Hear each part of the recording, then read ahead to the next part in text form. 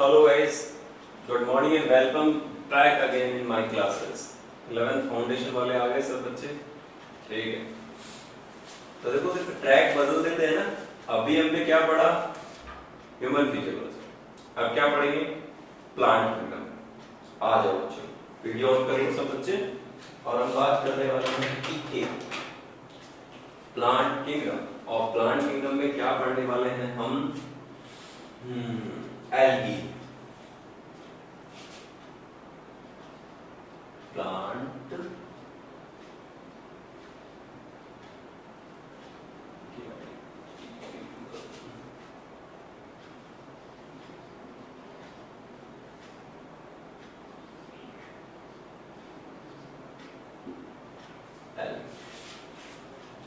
ठीक है। चलो देखो,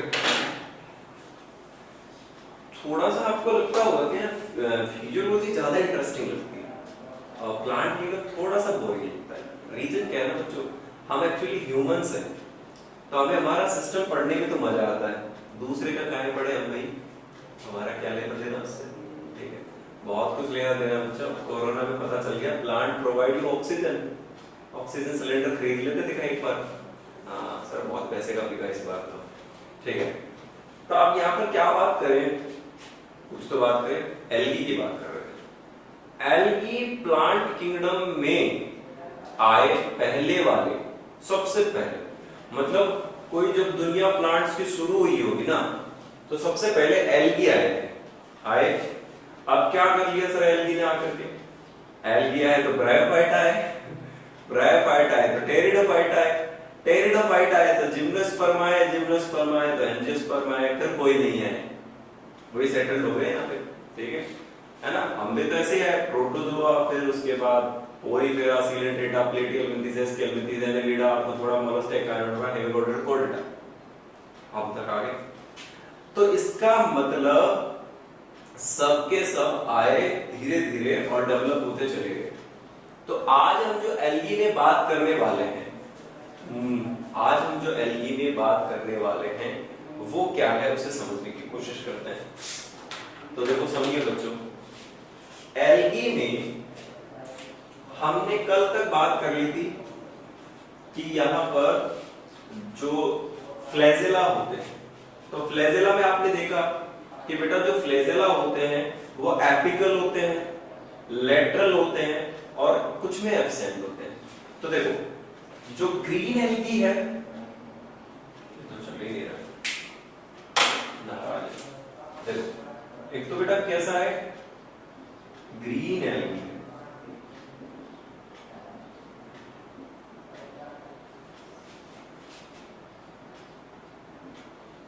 एक तो ग्रीन एल्गी, ठीक है बच्चों। तो जो ग्रीन एल्गी है ना, ठीक है, उनके पास जो फ्लैजेला होता है वो एपिकल होता है, एपिकल,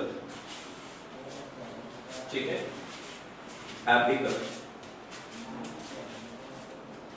हाँ, ग्रीन एल्गी में अगर आप देखेंगे तो ग्रीन एल्गी एपिकल पर प्रेजेंट होते हैं। एपिकल का क्या मतलब है, जैसे सर ये फ्लैजेला है, ये एक हो सकता है, दो हो सकते हैं, तीन हो सकते हैं, चार हो सकते हैं, ठीक है, 8 होंगे बच्चा, ठीक है, एपिकल 8, मोर देन 8, ये 8 अप टू 8 फ्लैजेला।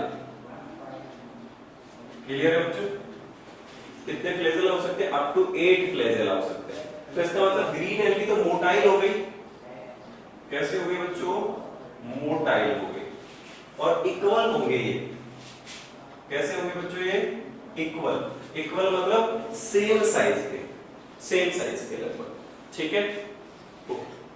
इधर दूसरी वाली कौन सी हमारी, ब्राउन एल्गी,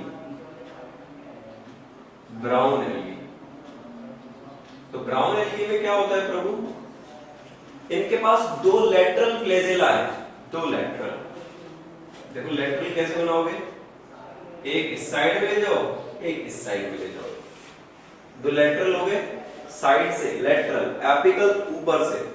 तो इसमें एक तो स्मॉल होता है और एक लार्ज होता है, एक तो स्मॉल साइज होता है और एक लार्ज साइज होता है। तो कैसा हो गया बच्चों, ये अनइक्वल हुआ ना, टू लेटरल फ्लैजेला और अनइक्वल। तो लिख सकते हैं टू लेटरल फ्लैजेला और अनइक्वल, टू लेटरल फ्लैजेला और अनइक्वल। क्लियर है बच्चों? ठीक है, ओके। अब सुनो मेरी बात को आगे। दो लेटरल फ्लैजेला हो गए, कैसे हो गए? अनइक्वल हो गए। अब इसको आगे समझते हैं अपन। सर रेड एल्गी भी बताओ। रेड एल्गी क्या कहती है? I do not have flagella, मेरे पास कोई फ्लैजेला नहीं है, मैं नॉन मोटाइल, तो वो कहीं नहीं जाती घूमने, ठीक है, तो नॉन मोटाइल है। रेड एल्गी कैसी है बच्चों? नॉन मोटाइल है। क्लियर है फ्लैजेला की कहानी? सभी को सुनानी। Green algae apical motile up to 8 flagella equal, brown algae small size large size, two lateral flagella unequal, और red algae no flagella, non motile है। कैसी है बच्चों? नॉन मोटाइल है। अभी क्लियर है इतनी बात? ठीक है, आगे। अब आगे क्या करेंगे सर? इसमें सबसे इंपॉर्टेंट जो चीज है वो है इसका रिप्रोडक्शन। क्या है बच्चों इसका? रिप्रोडक्शन। तो एल्गी में रिप्रोडक्शन देखते हैं अपन। रिप्रोडक्शन, तो रिप्रोडक्शन कई तरह का हो सकता है, ठीक है, रिप्रोडक्शन बहुत तरीके का देखने को मिल सकता है आप लोगों को। तो पहले रिप्रोडक्शन दो तरीके का है। प्लांट पहले आए यानी फर्स्ट टाइम आए ये वाले प्लांट, तो फर्स्ट टाइम जब ये प्लांट आए तो इनमें सबसे पहले कौन सा रिप्रोडक्शन रहा होगा? अभी भी है एसेक्सुअल रिप्रोडक्शन, एसेक्सुअल रिप्रोडक्शन। क्या है बच्चों?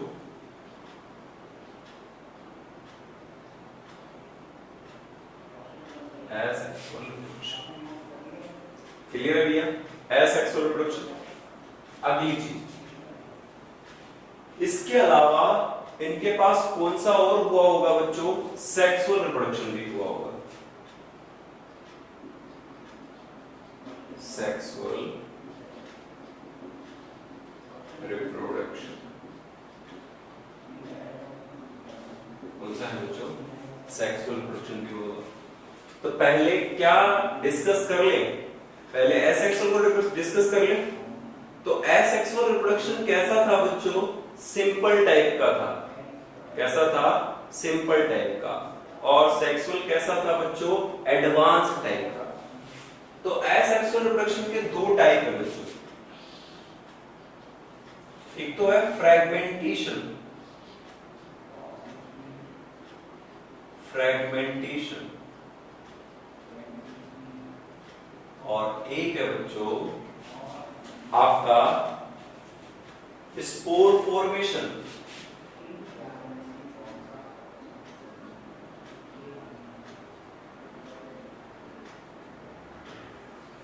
फ्रैगमेंटेशन और स्पोर फॉर्मेशन, ठीक है बच्चों। सेक्सुअल रिप्रोडक्शन को तीन कैटेगरीज में डिवाइड करेंगे। आइसोगैमस,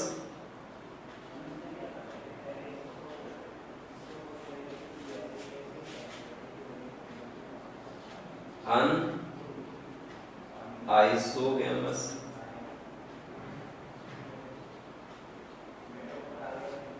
और ऊगैमस।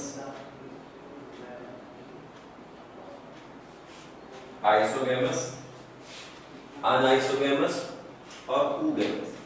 पहले समझते हैं, आप समझो। देखो, रिप्रोडक्शन सर जरूरी है, क्योंकि जब रिप्रोडक्शन होगा तभी नई स्पीशीज बनेंगी।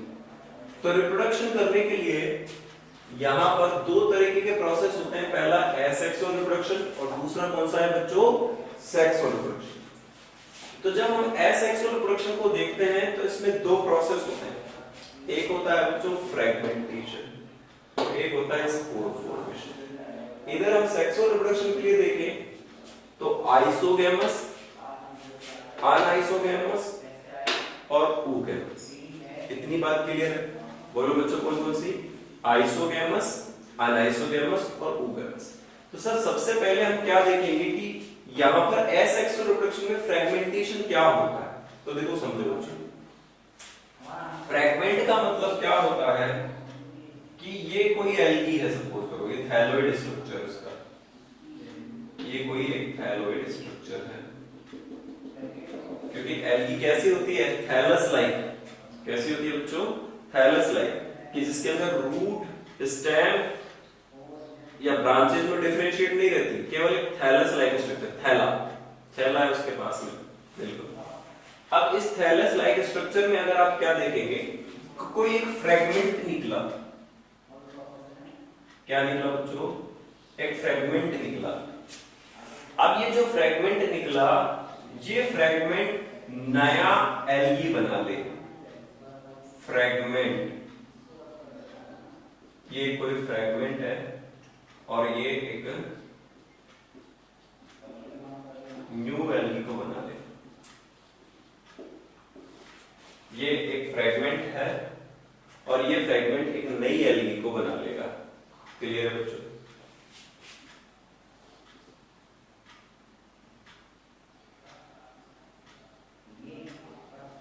ठीक है, ये एक फ्रेगमेंट है और ये फ्रेगमेंट आपको एक न्यू एल्गी को बना लेगा। तो जब ये एक न्यू एल्गी बना लेगा, सुनो मेरी बात, जब ये न्यू एल्गी बना लेगा तो उस न्यू एल्गी के लिए क्या रहने वाला है बच्चों, कि उसको तो एक फ्रेगमेंट ने बना दिया, दोबारा नया बना दिया, ठीक है। तो ये अपन फ्रेगमेंटेशन देख सकते हैं, ये देख सकते हैं बच्चों फ्रेगमेंटेशन। और ये कहां देख सकते हैं, यूलोथ्रिक्स में। एग्जांपल भी लिख लो, यूलोथ्रिक्स, यूलोथ्रिक्स लिख लो बच्चों। यूलोथ्रिक में हम फ्रेगमेंटेशन देख सकते हैं। क्लियर है बच्चों? ठीक है, अच्छा। अब इसके बाद देखो, है ना, इसके बाद देखो बेटा, दूसरा है स्पोर फॉर्मेशन। क्या मतलब है इसका, समझो। देखो, ये कोई एक फिलामेंट, एक एल्गी है और इस एल्गी के अंदर ये सेल्स हैं,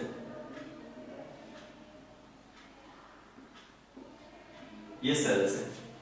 तो ये सेल्स क्या करती हैं, अपने जेनेटिक मटेरियल को कॉन्स्टिट्यूट करती है, जेनेटिक मटेरियल को इकट्ठा करती है, क्योंकि इनको क्या करना है बेटा, रिप्रोडक्शन करना है स्पोर फॉर्मेशन के लिए।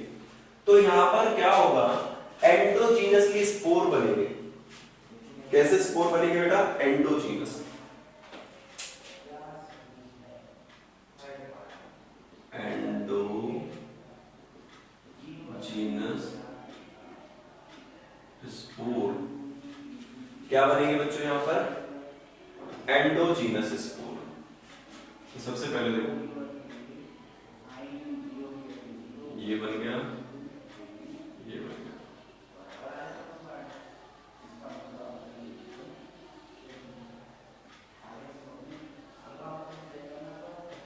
ये देखो। अब यहां एंडोजीनस स्पोर बन गया। अब सुनो, तो एंडोजीनस स्पोर के लिए हमें क्या करना है,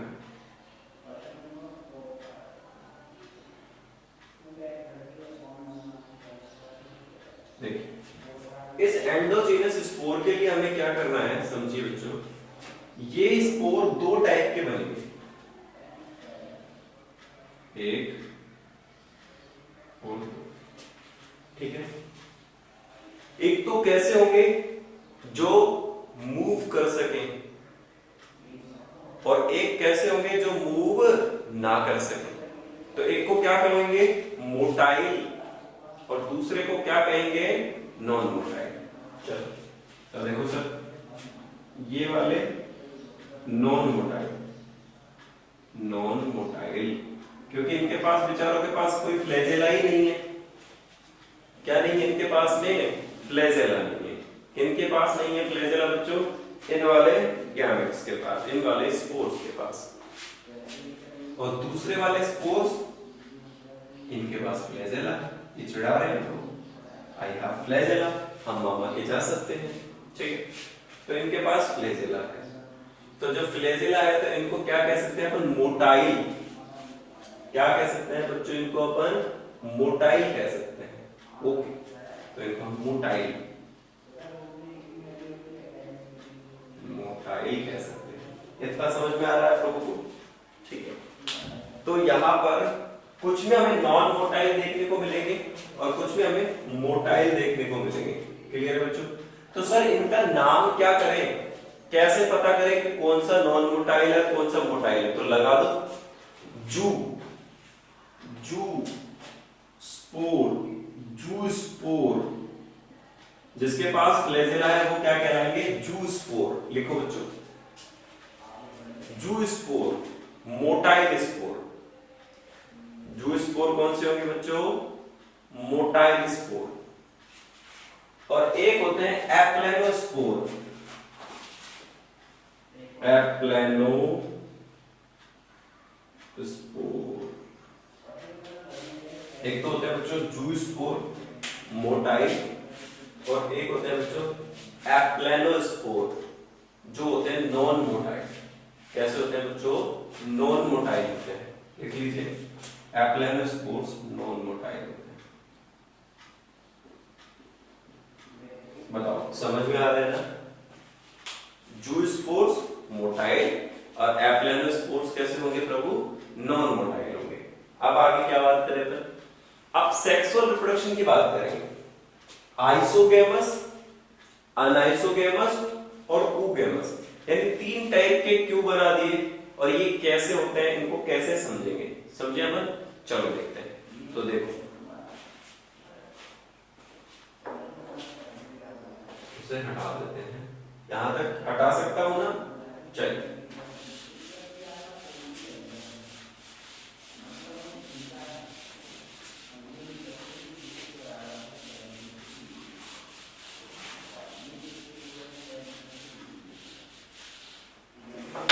इसको कैसे समझूं? देखो, एलके में यहां मैं लिख रहा हूं sexual reproduction.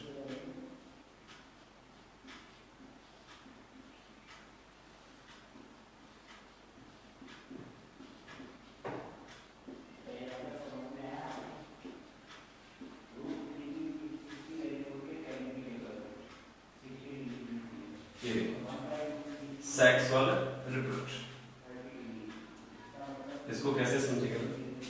Sir sexual reproduction का मतलब होता है जिसमें यानी दो पेरेंट्स होंगे, एक मेल पेरेंट और एक फीमेल पेरेंट। यानी बिना मेल और बिना फीमेल पेरेंट के तो उस पर सेक्सुअल हो ही नहीं सकता, ठीक है।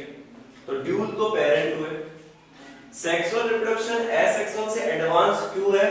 क्योंकि वो वेरिएशन कोज करता है। क्या कोज करता है बच्चों? वेरिएशन। तो इसको कैसे समझे? सेक्सुअल रिप्रोडक्शन को समझने दो। इसके तीन टाइप बताए मैंने अभी आपको, ठीक है। एक तो isogamous,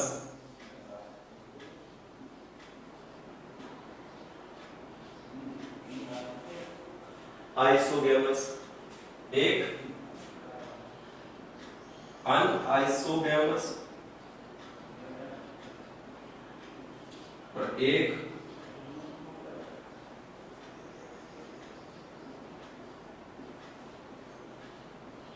oogamous.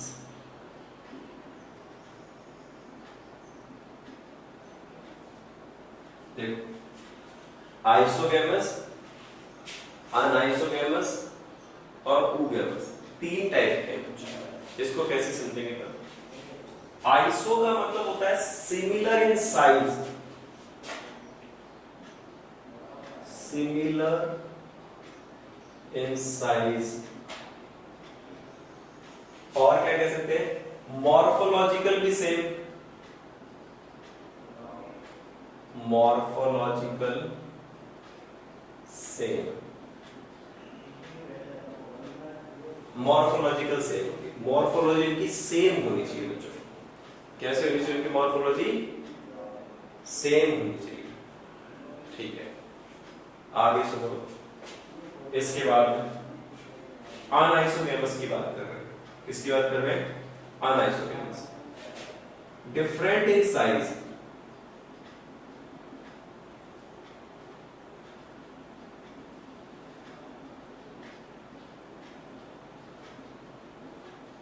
Different in size और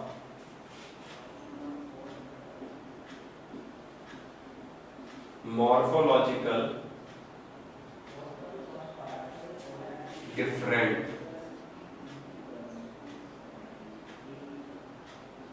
मॉर्फोलॉजिकली डिफरेंट होती है। ठीक है बच्चों, डिफरेंट इन साइज और मॉर्फोलॉजिकली डिफरेंट होती है।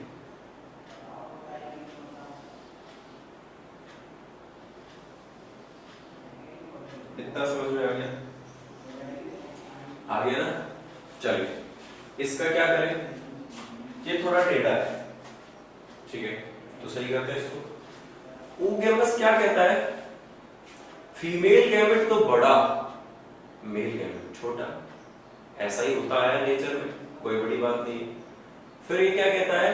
फीमेल गैमेट नॉन मोटाइल होगा और मेल गैमेट मोटाइल होगा। ठीक है भाई, तो देखो कैसा कैसा। आइसोगैमस में क्या होने वाला है बच्चों? दोनों गैमेट्स सेम साइज के होंगे। अब आप ऐसे समझ लीजिए, दोनों gametes, both gametes are same size. Maximum algae में ऐसा होगा, मैक्सिमम एल्कीज। ठीक है, आइसोगैमस। ठीक है, both gametes are same size. You have NCERT? Yes, open it and आप डायग्राम देखो बेटा। वहां पे 3 डायग्राम दिख रहे होंगे आपको एनसीईआरटी में, देखो मिलेंगे। 3 डायग्राम है, पिक्चर्स है। एक ऊगेमस की है, एक आइसोगेमस की है और एक अनआइसोगेमस की है। आप देखिए बच्चों एक बार एनसीईआरटी में, तो मुझे भी बताइए। ठीक है, आइसो, ऊगेमस और अनआइसोगेमस। डॉक्टर वांटेड को मिल गया है भाई। ये तो प्लांट किंगडम। आगे चलो, पीछे आओ बच्चों, पीछे ब्रायोफाइटा वाला पेज है, पीछे की तरफ आओ। डॉक्टर वांटेड इधर पीछे, पीछे फर्स्ट में जहां प्लांट किंगडम शुरू हो रहा था। और नहीं, अब आगे चलो और आगे। ठीक है, इसके पीछे देखो।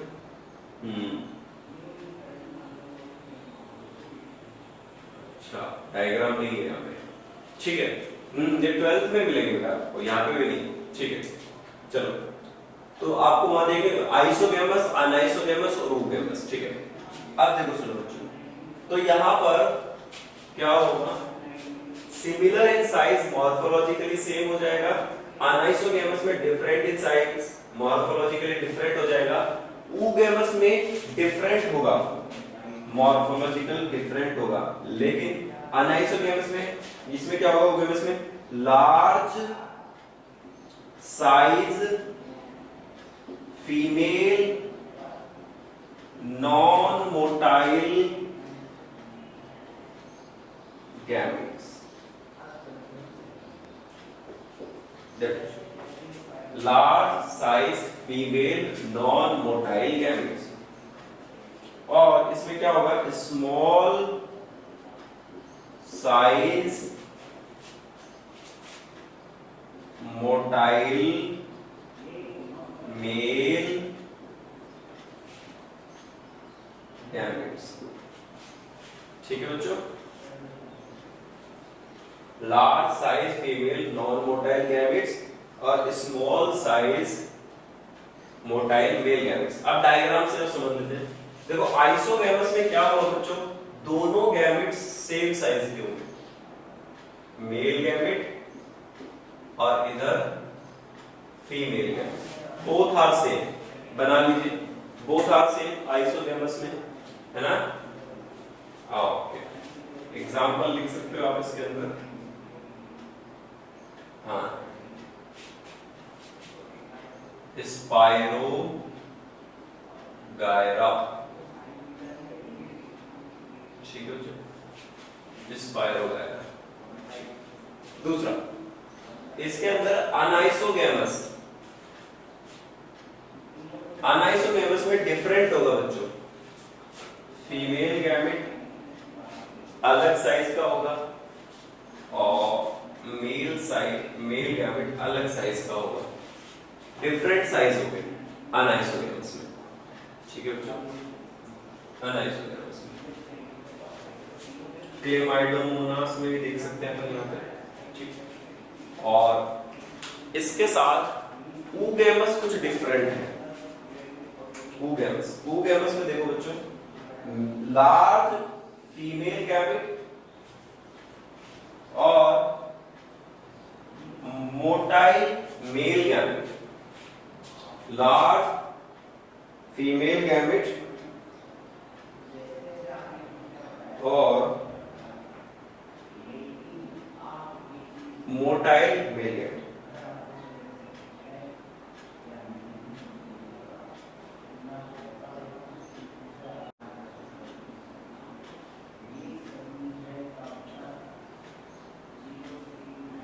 इसमें आप बेटा आइसोगैमस में क्लेमाइडोमोनास को भी मेंशन कर सकते हो। किसको? क्लेमाइडोमोनास को। क्लेमाइडोमोनास, हाँ ये सभी जगह आ जाता है क्लेमाइडोमोनास, ठीक है, ये भी मेंशन कर लो आइसोगैमस में।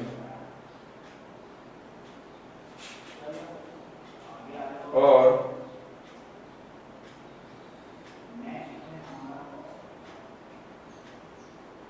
एक और है बच्चों आपका अनाइसोगैमस। तो अनाइसोगैमस कैसा हुआ? डिफरेंट, ठीक है, डिफरेंट। तो यहां पर भी आप क्लेमाइडोमोनास भी मेंशन कर सकते हो, ठीक है बच्चों, याद आ जाएगा। और इसके लिए ऊगैमस के लिए एग्जांपल याद रखेंगे बेटा, वॉल्वॉक्स,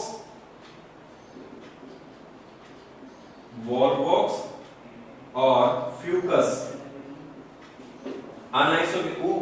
ऊगैमस के लिए वॉल्वॉक्स और फ्यूकस याद करना है बच्चों। बताओ क्या क्या याद करना है? वॉल्वॉक्स और फ्यूकस। क्लियर है बात यहां तक की? ओके, अब आगे चलते हैं, अपन समझते हैं इस चीज को। वो क्या है? एल्गी में रिप्रोडक्शन कंप्लीट हो गया। अब हम एल्गी के कुछ इकोनॉमिक इंपोर्टेंस से बात कर लेते हैं। किसकी बात कर लेते हैं बच्चों? Economic importance. आइए,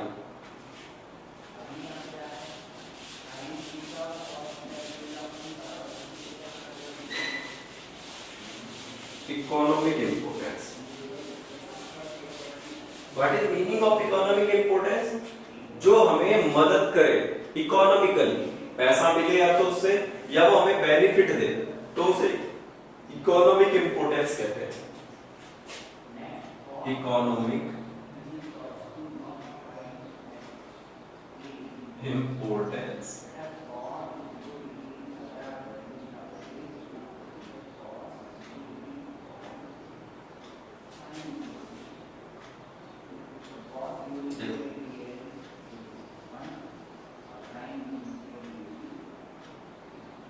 इकोनॉमिक इंपोर्टेंस कैसे समझेंगे? समझिए मेरी बात को। देखो, एल्गी को हम किसके लिए यूज करते हैं? जैसे आपने सुना होगा, एल्गी के लिए सबसे इंपोर्टेंट जो वर्ड है उन्हें कहते हैं सिंगल सेल प्रोटीन। तो पहला मैं लिख रहा हूं, एल्गी एज ए फूड। लिखो बच्चों, एल्गी एज ए फूड। क्या एल्गी को खाया जा सकता है? आपने सुना है कभी? नहीं सुना, आज सुनेंगे बेटा। एल्गी एज ए फूड का मतलब क्या होगा, समझिए मेरी बात को बेटा। एल्गी क्या करता है, एल्गी को हम सिंगल सेल प्रोटीन कहते हैं। क्या कहते हैं भाई, सिंगल सेल प्रोटीन, SCP, बिल्कुल याद रखें बच्चों, सिंगल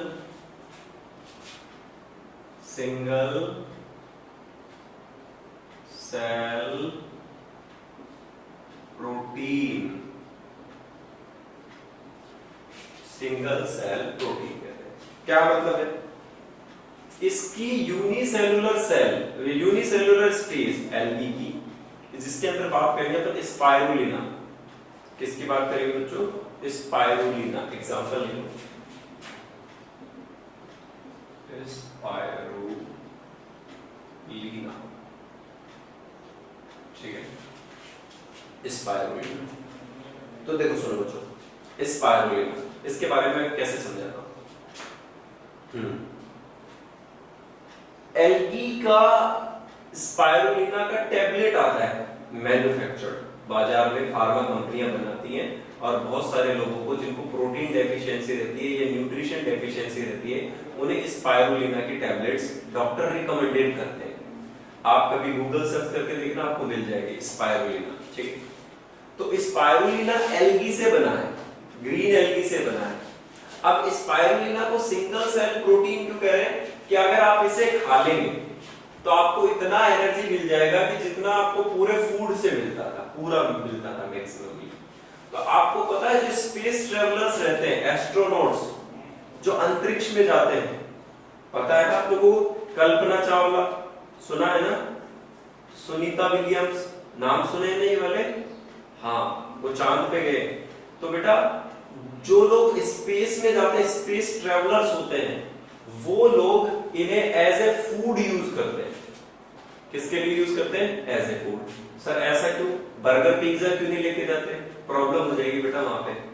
क्यों, क्योंकि जब एक टैबलेट से प्रोटीन मिल रहा है, तब इतना बर्गर पिज्जा खाएंगे तो वेस्ट भी बनेगा ना, उन्हें तो कई दिन तक सरवाइव करना है वहां पर। तो इसके लिए वो बर्गर पिज्जा नहीं लेके जाते, वो क्या लेके जाते हैं बेटा, स्पाइरुलिना टैबलेट्स लेके जाते हैं, और उन्हें खा करके वो एनर्जेटिक रहते हैं और अपना काम करते रहते हैं। क्लियर है बच्चा। तो सिंगल सेल प्रोटीन क्यों कह रहे हैं इनको, algae as a food, because इन्हें स्पेस ट्रैवलर्स यूज करते हैं, mostly uses by space travellers. याद रह जाएगा बच्चों, स्पेस ट्रैवलर्स, ठीक है। अब सुनो,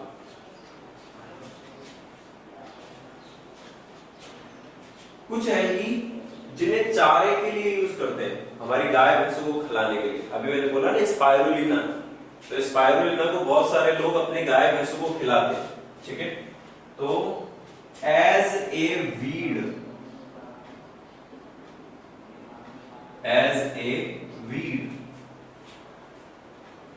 मोस्टली यूज स्पाइरुलिना। तो काफी न्यूट्रिएंट रहता है बेटा इनके जो वीड होते हैं उसके अंदर, जिसकी वजह से क्या होता है, जितने भी हमारे एनिमल्स होते हैं वो मैक्सिममली हमें दूध देते हैं और अच्छा प्रोडक्शन मिलता है उनसे हमको, स्पाइरुलिना। तो एज ए वीड किसके लिए यूज कर सकते हैं, वीज, ठीक है। इसके अलावा इनको कुछ को हम यूज करते हैं बायोटेक्नोलॉजी यानी टिश्यू कल्चर। देखो, use in tissue culture,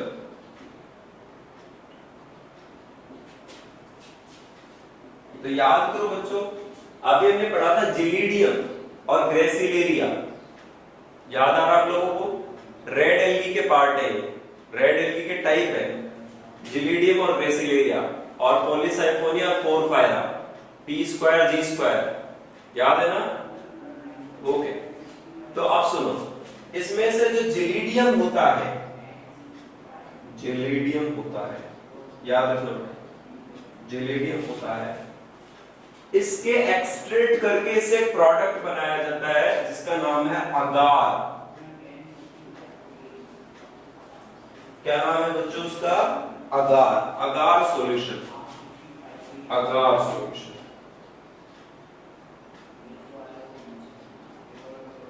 agar solution. और ये अगार सॉल्यूशन क्या करता है बेटा?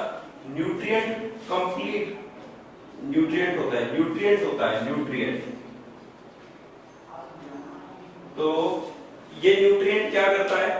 आप जब भी कोई प्लांट टिश्यू कल्चर करवाना चाहेंगे, जब भी आप कोई प्लांट टिश्यू कल्चर करवाना चाहते हैं, तो आपको अगार सॉल्यूशन के अंदर उसको रख लेना है और उसे जितना भी न्यूट्रिशन चाहिए वो सब अगार प्रोवाइड करवा देगा। तो अगार पाउडर फॉर्म में भी आता है, जेल फॉर्म में भी आता है, वहां एग्रोस जेल कहते हैं उसको। ठीक है बच्चा, अगार को आप जब भी बायो कभी लैब में आएंगे या बायोटेक्नोलॉजी की कहीं लैब में जाएं आप, तो आपको अगार इजीली दिखाई देगा। ठीक है बच्चों, कुछ लोग इसे थिकी बनाने के लिए बेकरीज में भी यूज करते हैं, आइसक्रीम में भी ये यूज होता है, कुछ लोग गुलाब जामुन के लिए भी इसको यूज करते हैं। आप सुनेंगे अगार डाला जाता है उनके अंदर थिक बनाने के लिए, वो चॉकलेट्स बनाने के लिए भी अगार को यूज करते हैं। ठीक है बच्चों, ये भी आप याद रख लेना, है ना? हाँ सही है, रेसिपी भी याद रखेंगे सब बच्चे। तो अगार सॉल्यूशन वहां पे डाला जाता है। इसके साथ में एज ए फूड हो गया, एज ए वीड हो गया, यूज इन टिश्यू कल्चर। तो ये हमें कुछ मैक्सिममली याद रखने की क्या क्या इकोनॉमिक इंपोर्टेंस यहाँ से हमको मिलते हैं।